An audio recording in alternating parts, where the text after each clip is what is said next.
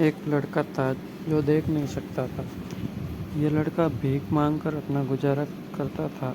एक दिन यह अंधा लड़का हर रोज़ की तरह एक बड़ी सी बिल्डिंग के आगे बैठकर भीख मांग रहा था।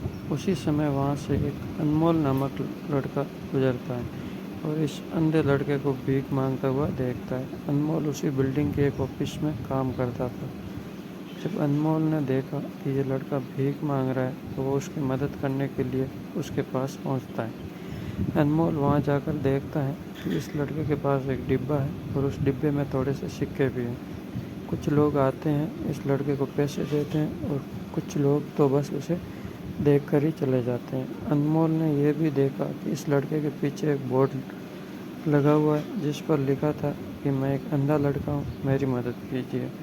ये सब देखकर अनमोल अब सोचने लगा कि इस दुनिया में भी कितने कमाल के लोग हैं। जिसे मदद की ज़रूरत है उसे कोई नहीं करता है।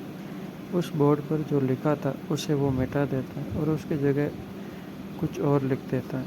अब अनमोल कुछ पैसे उस डिब्बे में रखता है और ऑफिस की ओर बढ़ता है।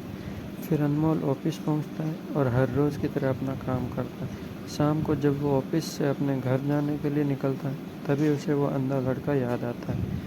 वह सोचता है कि एक बार घर जाने से पहले उस लड़के को देख लो, मेरे लिखने की वजह से उसके जीवन में कुछ परिवर्तन आया है कि नहीं।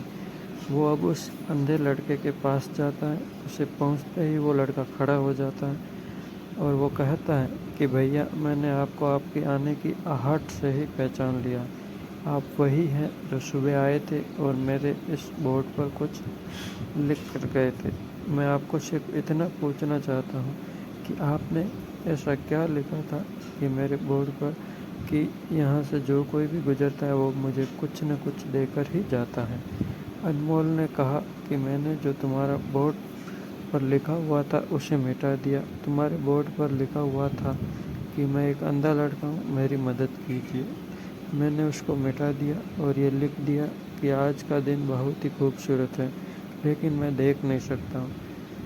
हम ये बड़ी आसानी से समझ सकते हैं कि पहले जो लिखा था और बाद में अनमोल ने जो लिखा था उसमें काफ़ी अंतर था। अनमोल ने जो कुछ भी लिखा था वो एक नई सोच थी और लाइन पढ़ने वालों में भी पॉजिटिविटी फैला रही थी।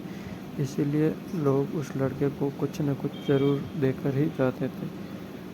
अगर हम हमारे सोचने का तरीका बदल देते हैं तो हमारी ज़िंदगी भी बदल जाती है।